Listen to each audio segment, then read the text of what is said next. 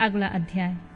आकाशवाणी द्वारा दक्ष की भत्सरना, उनके विनाश की सूचना तथा समस्त देवताओं को यज्ञ मंडप से निकल जाने की प्रेरणा। ब्रह्मा जी कहते हैं, मुनीश्वर, इसी बीच में वहां दक्ष और देवताओं के आदि सुनते हुए आकाशवाणी ने यथार्थ बात कही। रे दुराचारी दक्ष, ओ दंभचार पारायण महामूढ़, तूने यह कैसा अनर्थकारी कर्म कर डाला है। ओ मूर्ख, शिव भक्त राज दधीच के कथन को भी तूने प्रामाणिक नहीं माना, जो तेरे लिए सब प्रकार से आनंददायक और मंगलकारी था। वे ब्राह्मण देवता तुझे 200 साप देकर तेरी यज्ञशाला से निकल गए, तो भी तुझ मूढ़ ने अपने मन में कुछ नहीं समझा। उसके बाद तेरे घर में मंगलमयी सती देवी स्वतः पधारी, जो तेरी अपनी ही पुत्री थी, किंतु तूने उनका भी परम आदर नहीं किया। ऐसा क्यों हुआ? ज्ञान दुर्बल दक्ष, तूने सती और महादेव जी की पूजा नहीं की। यह क्या किया? मैं ब्रह्मा जी का बेटा हूँ ऐसा समझकर तू व्यर्थ ही घमंड में भरा रहता है, इसीलिए तुझ पर मोह छा गया है। वे सती देवी ही सत्पुरुषों की आराध्य देवी हैं, अथवा सदा आराधना करने की योग्य हैं। वे समस्त पुण्यों को फल देने वाली, तीनों लोकों की माता, कल्याण स्वरूपा और भगवान शंकर के आधे अंग में निवास करने वाली हैं।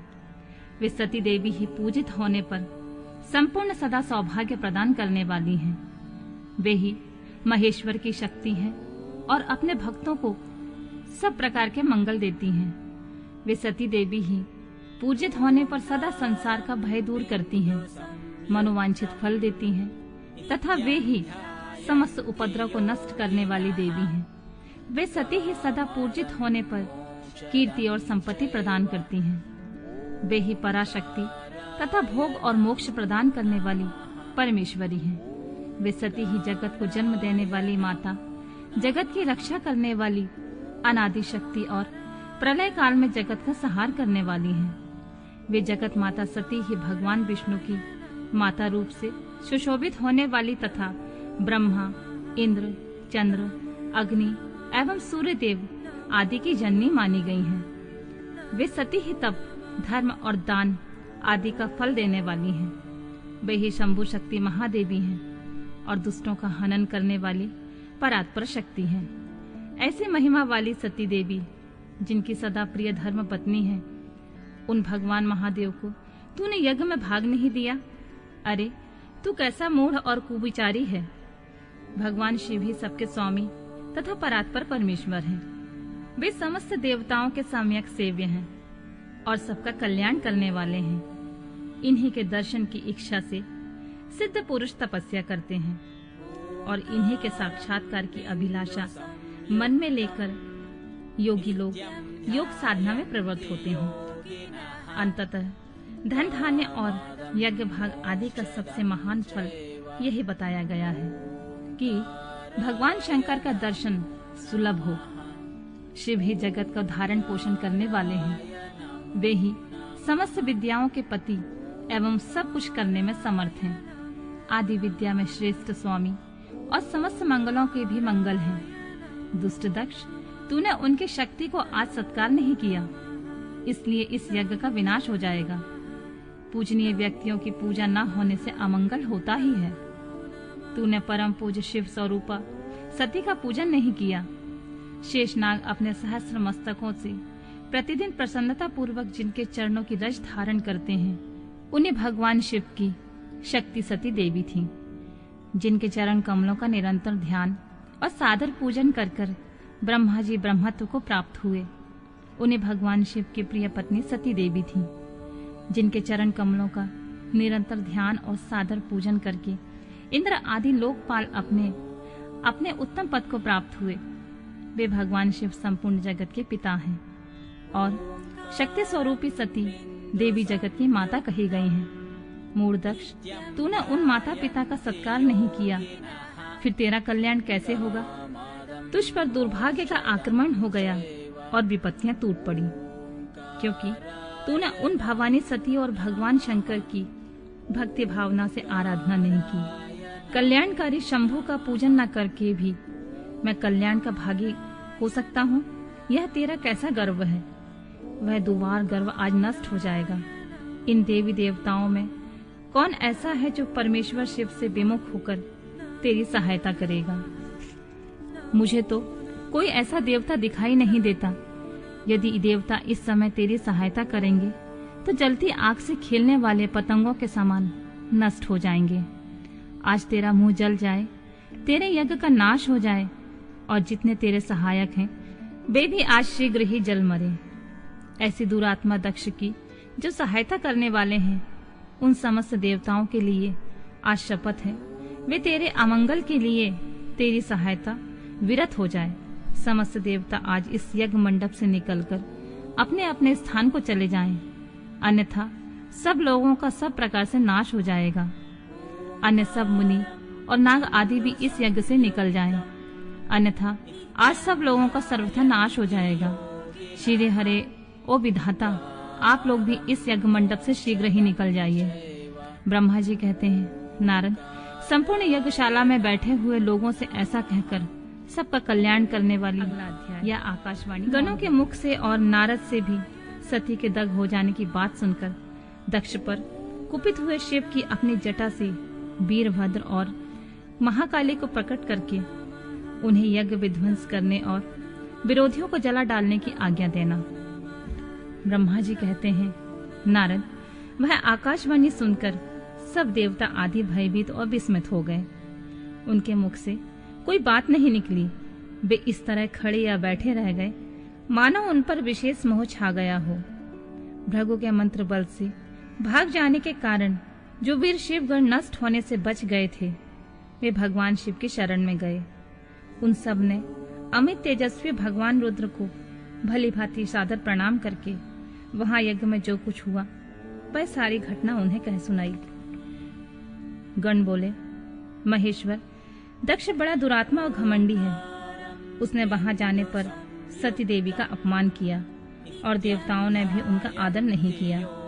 अत्यंत गर्व से भरे हुए उस दुष्ट दक्ष ने आपके लिए यज्ञ में भाग नहीं दिया, दूसरे देवताओं के लिए दिया और आपके विषय में उच्च स्वर से दुर्वचन कहे। प्रभु, यज्ञ में आपका भाग ना देखकर सती देवी कुपित हो उठी और पिता की बारंबार निंदा करके उन्होंने तत्काल अपने शरीर को योगाग्नि द्वारा जलाकर भस्म कर दिया।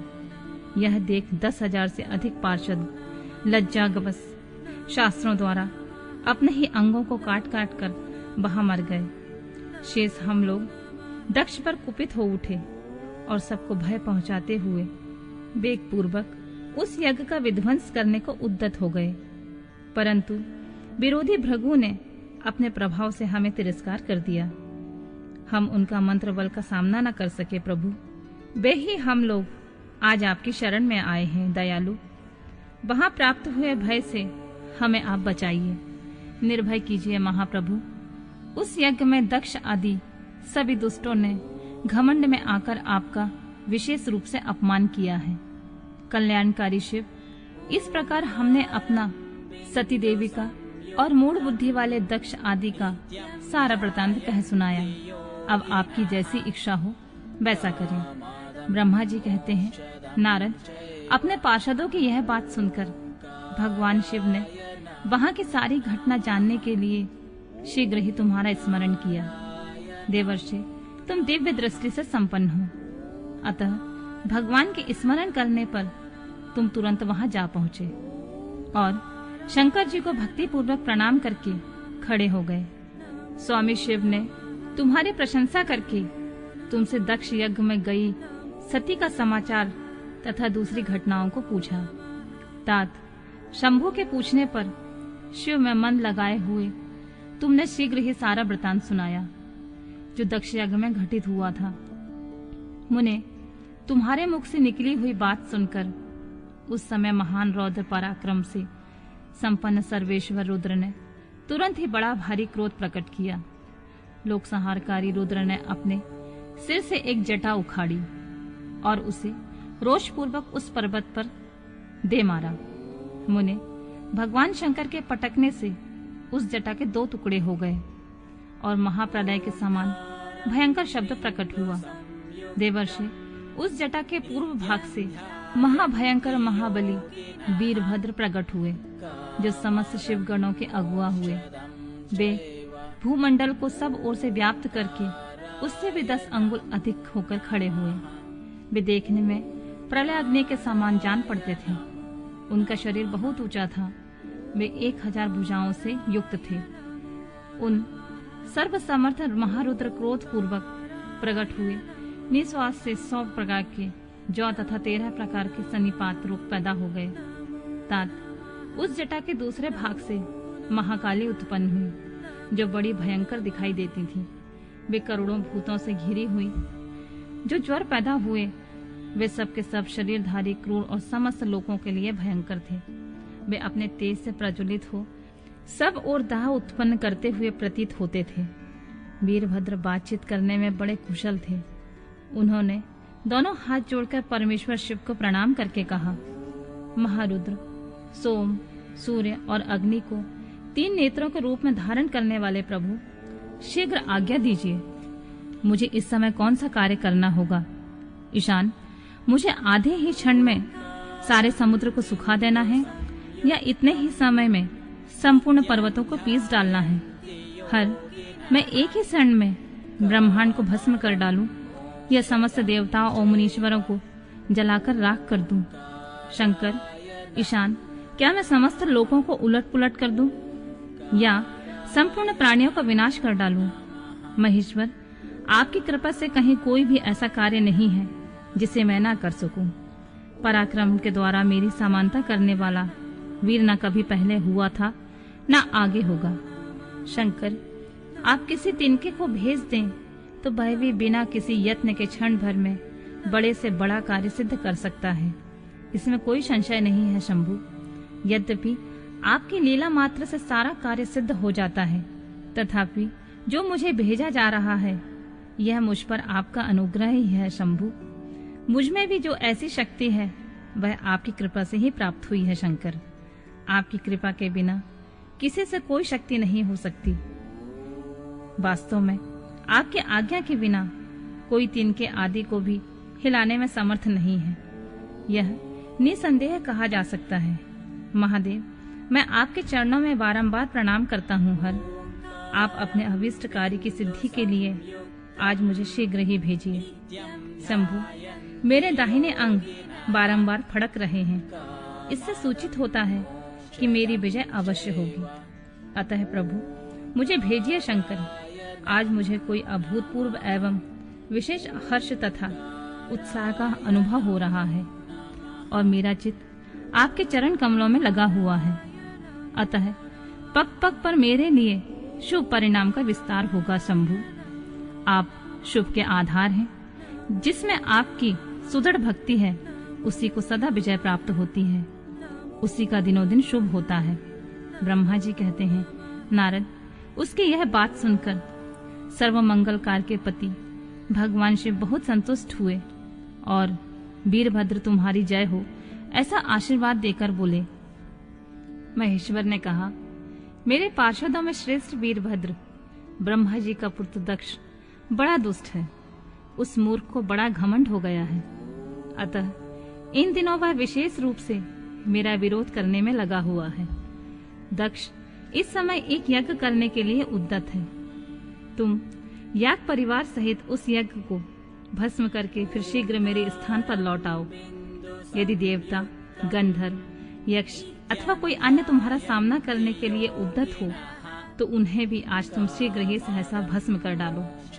दधीची की दिलाई हुई मेरी शपथ का उल्लंघन करके जो देवता आदि वहां ठहरे हुए हैं, तुम उन्हें निश्चय ही प्रयत्न पूर्वक जलाकर भस्म कर देना। जो मेरी शपथ का उल्लंघन करके गर्भयुक्त तो वहां ठहरे हुए हैं, वे सब के सब मेरे द्रोही हैं। अतः उन्हें अग्निमयी माया से जला डालो। दक्ष की यज्ञशाला में जो अपनी पत्नियां और सारभूत उपकरणों के साथ बैठे हुए हैं, उन सबको जलाकर भस्म कर देने के पश्चात शीघ्र तुम लौट आना। तुम्हारे वहां आने पर विश्वदेव आदि सभी देवगण भी यदि तुम्हारे सामने तुम्हारी सादर स्तुति करें तो भी तुम उन्हें शीघ्र ही आग की ज्वाला में जलाकर ही छोड़ना। वीर, वहां दक्ष आदि सब लोगों को पत्नी और बंधु बांधुओं सहित जलाकर जल को लीला पूर्वक पी जाना। ब्रह्मा जी कहते हैं, नारद, जो वैदिक मर्यादा के पालक, काल के शत्रु तथा सबके ईश्वर हैं, वे भगवान रुद्र रोष से लाल आंखें किए महावीर वीरभद्र से अध्याय ऐसा कहकर प्रथम गणों सहित वीरभद्र तथा महाकाली का दक्ष यज्ञ विध्वंस के लिए प्रस्थान। दक्ष तथा देवताओं को अपशकुन एवं उत्पात सूचक लक्षणों का दर्शन और भय होना। ब्रह्मा जी कहते हैं, नारद, महेश्वर के इन वचनों को आदर पूर्वक सुनकर वीरभद्र बहुत संतुष्ट हुए। उन्होंने महेश्वर को प्रणाम किया। तत्पश्चात उन देवादिदेव शूली की उपयुक्त आज्ञा को सिरोधार्य करके वीरभद्र वहां से शीघ्र ही दक्ष के यज्ञ मंडप की ओर चले। भगवान शिव ने केवल शोभा के लिए उनके साथ करोड़ों महावीर गणों को भेज दिया, जो प्रलय अग्नि के समान तेजस्वी थे। वे कौतूहलकारी प्रबल वीर प्रथम गण वीरभद्र के आगे और पीछे चल रहे थे। काल के भी काल भगवान रुद्र के वीरभद्र सहित जो लाखों पार्षद गण थे, उन सबका स्वरूप रुद्र के समान ही था। उन गणों के साथ महात्मा वीरभद्र भगवान शिव के समान ही वेशभूषा धारण किए रथ पर बैठकर यात्रा कर रहे थे। उनकी 1,000 भुजाएं थीं। शरीर में नागराज लिपटे हुए थे। वीरभद्र बड़े प्रबल और भयंकर दिखाई देते थे। उनका रथ बहुत ही विशाल था। उसमें 10,000 सिंह जोते जाते थे, जो प्रयत्न पूर्वक उस रथ को खींचते थे। उसी प्रकार बहुत से प्रबल सिंह, शार्दूल, मगर, मत्स्य और सहस्त्रों हाथी उस रथ के पार्श्वभाग की रक्षा करते थे। काली, कात्यायनी, ईशानी, चामुंडा, मुंडवर्दिनी, भद्रकाली, भद्रा, त्वरिता और वैष्णवी इन नव दुर्गाओं के साथ तथा समस्त भूत गणों के साथ महाकाली दक्ष का विनाश करने के लिए चली। डाकिनी, शाकिनी, भूत, प्रथम, गुहा, कुष्मांड, परपट, चटक, ब्रह्म राक्षस, भैरव तथा क्षेत्रपाल आदि ये सभी वीर भगवान शिव की आज्ञा का पालन एवं दक्ष के यज्ञ का विनाश करने के लिए तुरंत चल दिए। इनके सिवा 64 गणों के साथ योगनिनियों का मंडल भी सहसा कुपित हो उठा। दक्ष यज्ञ के विनाश करने के लिए वहां से प्रथित हुआ। इस प्रकार कोटि कोटि गण एवं विभिन्न प्रकार के गणाधीश वीरभद्र के साथ चले। उस समय भोरियों की गंभीर ध्वनि सुनाई देने लगी। नाना प्रकार के शब्द करने वाले शंख बज उठे। भिन्न भिन्न प्रकार की सींगें बजने लगी। महामुनि सेना सहित वीरभद्र की यात्रा के समय वहां बहुत से सुखद शकुन होने लगे। इस प्रकार जब प्रथम गणों सहित वीरभद्र वहां प्रस्थान हुए, तब उधर दक्ष तथा देवताओं को बहुत से अशुभ लक्षण दिखाई देने लगे। देवर्षि यज्ञ विध्वंस की सूचना देने वाले त्रिविध उत्पात प्रकट करने लगे। दक्ष की बाईं आंख, बाईं भुजा और बाईं जंग अकड़ने लगी। तात, वाम अंगों का फड़कना सर्वथा अनुसूचक दायक था और नाना प्रकार के कष्ट मिलने की सूचना दे रहा था। उस समय दक्ष की यज्ञशाला की धरती डोलने लगी। दक्ष को दोपहर के समय दिन में भी अद्भुत तारे दिखने लगे। दिशाएं मलिन हो गईं। सूर्यमंडल चितकबरा दिखाई देने लगा। उस पर हजारों घेरे पड़ गए, जिससे वह भयंकर जान पड़ता था। बिजली और अग्नि के समान दीप्तिमान तारे टूट टूट कर गिरने लगे और बहुत से भयानक अपशकुन होने लगे। इस बीच वहां आकाशवाणी प्रकट हुई, जो संपूर्ण देवताओं और विशेषतः दक्ष को अपनी बात सुनाने लगी। ओ दक्ष, आज तेरे जन्म को धिक्कार है। तू महामूढ़ और पापात्मा है। भगवान हर की ओर से आज तुझे महान दुख प्राप्त होगा, जो किसी तरह टल नहीं सकता। अब यहाँ तेरा हाहाकार भी सुनाई नहीं देगा। जो मूढ़ देवता आदि तेरे यज्ञ में स्थित हैं, उनको भी महान दुख होगा, इसमें कोई संशय नहीं है। ब्रह्मा जी कहते हैं, मुने, आकाशवाणी की यह बात सुनकर और पूर्वोक्त अशुभ सूचक लक्षणों को देखकर दक्ष तथा दूसरे देवता आदि को भी अत्यंत भय प्राप्त हुआ। उस समय दक्ष मन ही मन अत्यंत व्याकुल होकर कांपने लगे और अपने प्रभु लक्ष्मीपति भगवान विष्णु की शरण में गए। वे भय से अधीर हो बेसुध हो रहे थे। उन्होंने स्वप्न वत्सल देवादिदेव भगवान विष्णु को प्रणाम किया। अगला अध्याय और उनकी स्तुति कर दक्ष की यज्ञ की रक्षा के लिए भगवान विष्णु से प्रार्थना। भगवान का शिवद्रोह जनित संकट को टालने में अपनी असमर्थता बताते हुए दक्ष को समझाना तथा सेना सहित वीरभद्र का आगमन। दक्ष बोले, देवादेव हरे विष्णु दीनबंधु कृपा निधे, आपको मेरी और मेरी यज्ञ की रक्षा करनी चाहिए प्रभु। आप ही यज्ञ के रक्षक हैं, यज्ञ ही आपका कर्म है और आप यज्ञ स्वरूप हैं। आपको ऐसी कृपा करनी चाहिए जिससे यज्ञ का विनाश ना हो। ब्रह्मा जी कहते हैं, मुनीश्वर, इस तरह अनेक प्रकार से सादर प्रार्थना करके दक्ष भगवान श्री हरि के चरणों में गिर पड़े। उनका चित्त भय से व्याकुल हो रहा था। तब जिनके मन में घबराहट आ गई थी, उन प्रजापति दक्ष को उठाकर और उनकी पूर्वोक्त बात सुनकर भगवान विष्णु ने देवादिदेव शिव को स्मरण किया। अपने प्रभु और महान ऐश्वर्य से युक्त परमेश्वर शिव का स्मरण करके शिव तत्व के ज्ञाता श्री हरि दक्ष को समझाते हुए बोले। श्री हरि ने कहा, दक्ष, मैं तुमसे तत्व की बात बता रहा हूँ, तुम मेरी बात ध्यान देकर सुनो। मेरा यह वचन तुम्हारे लिए सर्वथा हितकर तथा महामंत्र के समान सुखदायक होगा। दक्ष, तुम्हें तत्व का ज्ञान नहीं है, इसलिए तुमने सबके अधिपति परमात्मा शंकर की अवहेलना की है। ईश्वर की अवहेलना से सारा कार्य सर्वथा निष्फल हो जाता है। केवल इतना ही नहीं है, पग पग पर विपत्ति भी आ जाती है। जहाँ अपूज्य पुरुषों की पूजा होती है, अपूजनीय पुरुष की पूजा नहीं की जाती है, वहाँ दरिद्रता, मृत्यु तथा भय, ये तीनों अवश्य प्राप्त होते हैं। इसलिए संपूर्ण प्रयत्न से तुम्हें भगवान वृषभध्वज का सम्मान करना चाहिए। महेश्वर का अपमान करने से ही तुम्हारे ऊपर महान भय उपस्थित हुआ है। हम सब लोग प्रभु होते हुए भी आज तुम्हारी दुर्नीति के कारण जो संकट आया है, उसे टालने में समर्थ नहीं है। यह मैं तुमसे सच्ची बात कहता हूँ।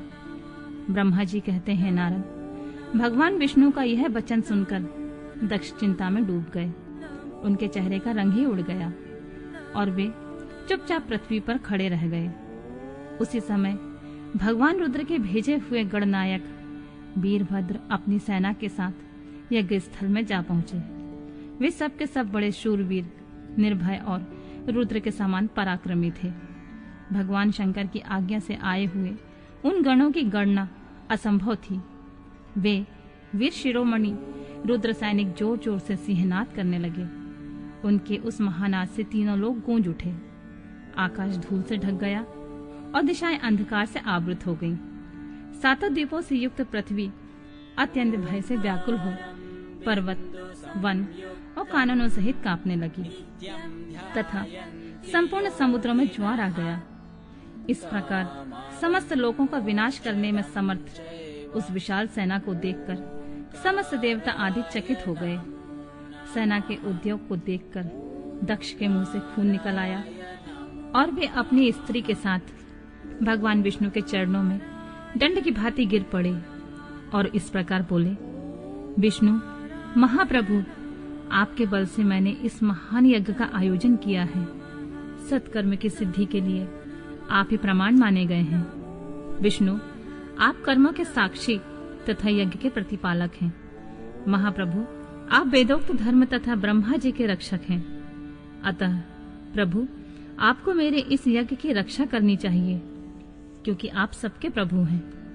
ब्रह्मा जी कहते हैं, दक्ष की अत्यंत दीनता पूर्वक बात सुनकर भगवान विष्णु उस समय शिव तत्व से विमुख हुए दक्ष को समझाने लगे और इस प्रकार बोले। श्री विष्णु ने कहा, दक्ष, इसमें कोई संदेह नहीं है कि मुझे तुम्हारे यज्ञ की रक्षा करनी चाहिए, क्योंकि धर्म परिपालन विषयक जो मेरी सत्य प्रतिज्ञा है वह सर्वत्र विख्यात है। परंतु दक्ष, मैं जो कहता हूँ उसे तुम सुनो। इस समय तुम अपनी क्रूरतापूर्ण बुद्धि को त्याग दो देवताओं के क्षेत्र नैमिषारण्य में जो अद्भुत घटना घटित हुई थी उसका तुम्हें स्मरण नहीं हो रहा है? क्या तुम अपनी कुबुद्धि के कारण उसे भूल गए? यहाँ कौन भगवान रुद्र के कोप से तुम्हारी रक्षा करने में समर्थ है दक्ष? तुम्हारी रक्षा किसको अभिशत नहीं है, परंतु जो तुम्हारी रक्षा करने को उद्यत होता है वह अपनी दुर्बुद्धि का ही परिचय देता है।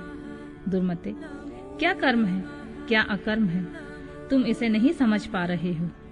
केवल कर्म ही कभी कुछ करने में समर्थ नहीं हो सकता। जिसके सहयोग से कर्म में कुछ करने की सामर्थ्य आती है उसी को तुम स्वकर्म समझो। भगवान शिव के बिना दूसरा कोई कर्म में कल्याण करने की शक्ति देने वाला नहीं है। जो शांत हो, ईश्वर में मन लगाकर उसकी भक्ति पूर्वक कार्य करता है, उसी को भगवान शिव तत्काल उस कर्म का फल देते हैं।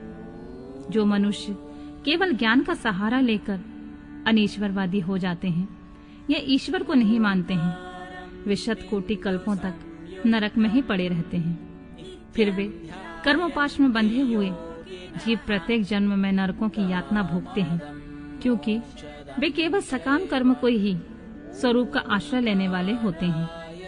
ये शत्रुमर्दन वीरभद्र जो यज्ञशाला के आंगन में आ पहुंचे हैं, भगवान रुद्र की क्रोधाग्नि से प्रकट हुए हैं। इसी समय समस्त रुद्र गणों के नायक ये ही हैं। ये हम लोगों के विनाश के लिए आए हैं, इसमें संशय नहीं है। कोई भी कार्य क्यों ना हो, वस्तुतः इनके लिए कुछ भी आसक्त नहीं होता। ये महान सामर्थ्यशाली वीरभद्र इन सब देवताओं को अवश्य जलाकर शांत होंगे, इसमें कोई संशय नहीं जान पड़ता। मैं भ्रम से महादेव जी के शपथ का उल्लंघन करके जो यहाँ ठहरा रहा, उसके कारण तुम्हारे साथ मुझे भी इस कष्ट का सामना करना ही पड़ेगा। भगवान विष्णु इस प्रकार कह ही रहे थे कि वीरभद्र के साथ शिव गणों की सेना का समुद्र उमड़ आया। देवताओं का समस्त देवता आदि ने इंद्र आदि के पूछने पर बृहस्पति का रुद्रदेव की अजेयता बताना, वीरभद्र का देवताओं के युद्ध के लिए ललकारना, श्री विष्णु और वीरभद्र की बातचीत तथा विष्णु आदि को अपने लोक में जाना एवं दक्ष और यज्ञ का विनाश करके वीरभद्र का कैलाश को लौटना। ब्रह्मा जी कहते हैं, नारद, उस समय देवताओं के साथ शिव गणों का घोर युद्ध आरंभ हो गया। उसमें सारे देवता पराजित होकर भागने लगे। वे एक दूसरे का साथ छोड़कर स्वर्गलोक में चले गए। उस समय केवल महाबली इंद्र आदि लोकपाल ही उस दारुण संग्राम में धैर्य धारण करके उत्सुकता पूर्वक खड़े रहे। तदनंतर इंद्र आदि सब देवता मिलकर उस समरांगण में बृहस्पति को विनीत भाव से नमस्कार करके पूछने लगे, गुरुदेव बृहस्पति, तात, महाप्राज्ञ दयानिधि, शीघ्र बताइए, हम जानना चाहते हैं कि हमारी विजय कैसे होगी। उनकी यह बात सुनकर बृहस्पति ने प्रयत्न पूर्वक भगवान शंभु का स्मरण किया और ज्ञान दुर्बल महेंद्र से कहा, इंद्र, भगवान विष्णु ने पहले जो कुछ कहा था वह सब इस समय घटित हो गया। मैं उसी को स्पष्ट कर रहा हूँ, तो सावधान होकर सुनो। समस्त कर्मों को फल देने वाला जो कोई ईश्वर है वह कर्ता का ही आश्रय लेता है। कर्म करने वालों को उस कर्म का फल देता है। जो कर्म करता ही नहीं, उसको फल देने के लिए वह समर्थ नहीं है। अतः जो ईश्वर को जानकर उसका आश्रय लेकर सत्कर्म करता है, उसी को उस कर्म का फल मिलता है, ईश्वर द्रोही को नहीं। न मंत्र, न औषधियां, न समस्त अभिचारिकी कर्म, न लौकिक पुरुष, न कर्म, न वेद, न पूर्व, न उत्तर मीमांसा तथा न नाना वेदों से युक्त अन्य शास्त्र ही ईश्वर को जानने में समर्थ होते हैं। ऐसा प्राचीन विद्वानों का कथन है। अनन्य शरण भक्तों को छोड़कर दूसरे लोग संपूर्ण वेदों का 10,000 बार स्वाध्याय करके महेश्वर को भली भांति नहीं जान सकते। यह महाश्रुति का कथन है। अवश्य भगवान शिव के अनुग्रह से ही सर्वथा शांत, निर्विकार एवं उत्तम दृष्टि से सदा शिव के तत्व का साक्षात्कार हो सकता है। सुरेश्वर, क्या कर्तव्य है और क्या अकर्तव्य, इसका विवेचन करना अभीष्ट होने पर मैं जो इसमें सिद्धि का उत्तम अंश है उसी का प्रतिपादन करूंगा। तुम अपने हित के लिए उसे ध्यान देकर सुनो। इंद्र, तुम लोकपालों के साथ आज नादान बनकर दक्ष यज्ञ में आ गए। बताओ तो यहाँ क्या पराक्रम करोगे? भगवान रुद्र जिनके सहायक हैं, ऐसे ये परम क्रोधी रुद्रगण इस यज्ञ में विघ्न डालने के लिए आए हैं और अपना काम पूरा करेंगे, इसमें कोई संशय नहीं है। मैं सत्य सत्य कहता हूँ कि इस यज्ञ के विघ्न का निवारण करने के लिए वस्तुतः तुम में से किसी के पास कोई सर्वथा कोई उपाय नहीं है। बृहस्पति की यह बात सुनकर वे इंद्र सहित समस्त लोकपाल बड़ी चिंता में पड़ गए। तब महावीर रुद्रगणों से घिरे हुए वीरभद्र ने मन ही मन भगवान शंकर का स्मरण करके इंद्र आदि लोकपालों को डांटा और इसके पश्चात रुद्रगणों के नायक वीरभद्र ने रोष से भरकर तुरंत ही संपूर्ण देवताओं को तीखे बाणों से घायल कर दिया। उन बाणों की चोट खाकर इंद्र आदि समस्त सुरेश्वर भागते हुए 10 दिशाओं में चले गए। जब लोकपाल चले गए और देवता भाग खड़े हुए, तब वीरभद्र अपने गणों के साथ यज्ञशाला के समीप गए। उस समय वहां विद्यमान समस्त ऋषि अत्यंत भयभीत हो परमेश्वर श्री हरि से रक्षा की प्रार्थना करने के लिए सहसा नतमस्तक होकर शीघ्र बोले, देवाधिदेव रामानाथ, सर्वेश्वर महाप्रभु, आप दक्ष के यज्ञ की रक्षा कीजिए। आप ही यज्ञ हैं, इसमें संशय नहीं है। यज्ञ आपका कर्म रूप और अंग है। आप यज्ञ के रक्षक हैं, अतः दक्ष यज्ञ की रक्षा कीजिए। आपके सिवा दूसरा कोई इसका रक्षक नहीं है। ब्रह्मा जी कहते हैं, नारद, ऋषियों का यह वचन सुनकर मेरे सहित भगवान विष्णु वीरभद्र के साथ युद्ध करने की इच्छा से चले। श्री हरि को युद्ध के लिए उद्यत देख शत्रुमर्दन वीरभद्र, जो वीर प्रथम गणों से घिरे हुए थे, कड़े शब्दों में भगवान विष्णु को डांटने लगे। ब्रह्मा जी कहते हैं, नारद, वीरभद्र की यह बात सुनकर बुद्धिमान देवेश्वर विष्णु वहां प्रसन्नता पूर्वक हंसते हुए बोले, वीरभद्र, आज तुम्हारे सामने मैं जो कुछ कहता हूँ उसे सुनो। मैं भगवान शंकर का सेवक हूँ। तुम मुझे रुद्रदेव से विमुख न कहो। दक्ष अज्ञानी है, कर्मकांड से ही इसकी निष्ठा है।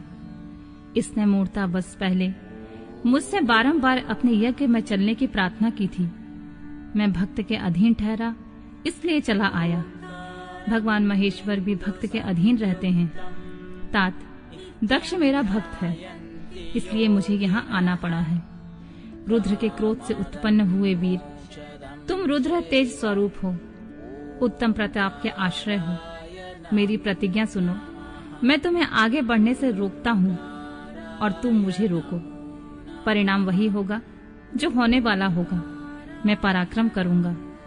ब्रह्मा जी कहते हैं, नारद, भगवान विष्णु के ऐसा कहने पर महाभाऊ वीरभद्र हंसकर बोला, आप मेरे प्रभु के प्रिय भक्त हैं। यह जानकर मुझे बड़ी प्रसन्नता हुई है।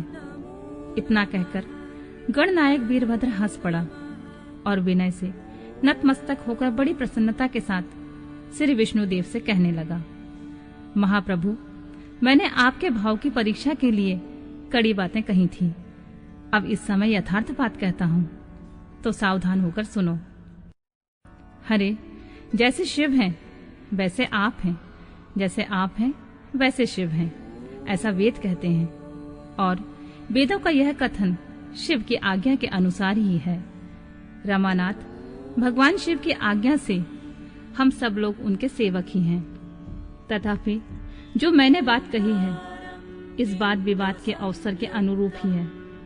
आप मेरी हर बात को आपके प्रति आदर के भाव से ही कही गई समझिए।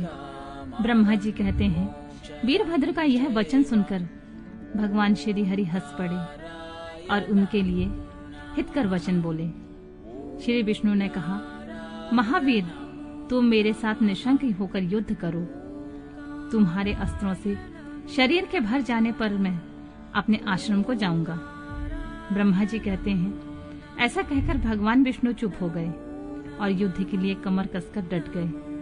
महाबली वीरभद्र भी अपने गणों के साथ युद्ध के लिए तैयार हो गए।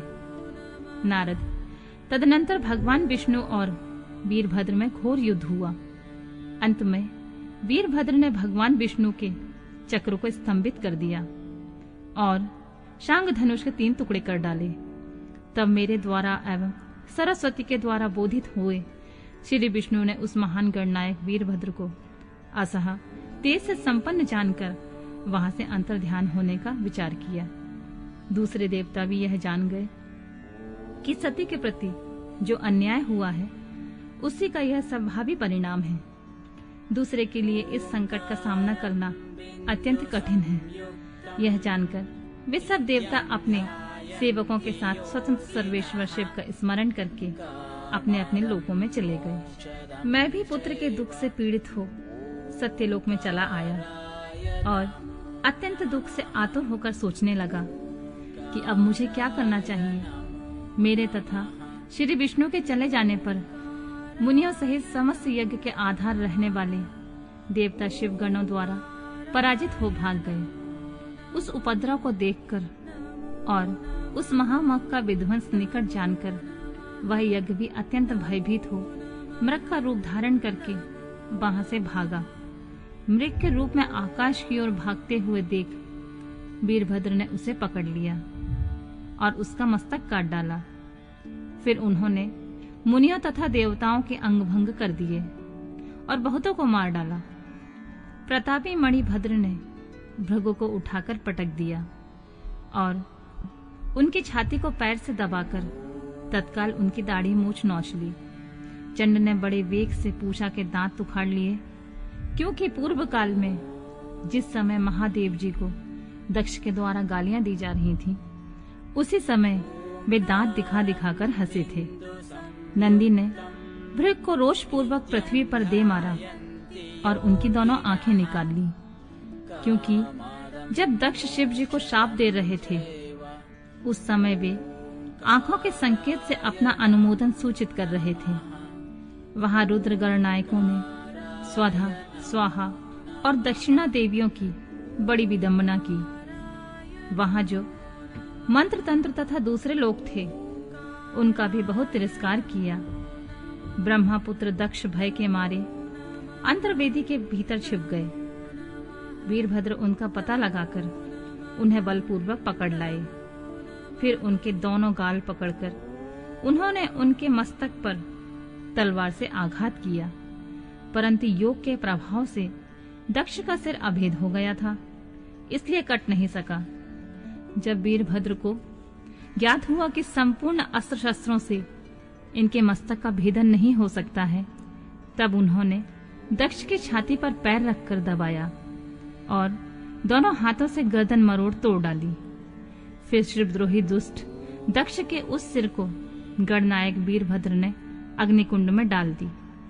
तदनंतर जैसे सूर्य घोर अंधकार राशि का नाश करके उन्याचल पर आरूढ़ होते हैं, उसी प्रकार वीरभद्र दक्ष और उनकी यज्ञ का विध्वंस करके कृतकार्य हो तुरंत ही वहां से उत्तम कैलाश पर्वत को चले गए। वीरभद्र को काम पूरा करके आया देख परमेश्वर शिव मन ही मन बहुत प्रसन्न हुए और उन्होंने वीर प्रथम गणों का अध्यक्ष बना दिया।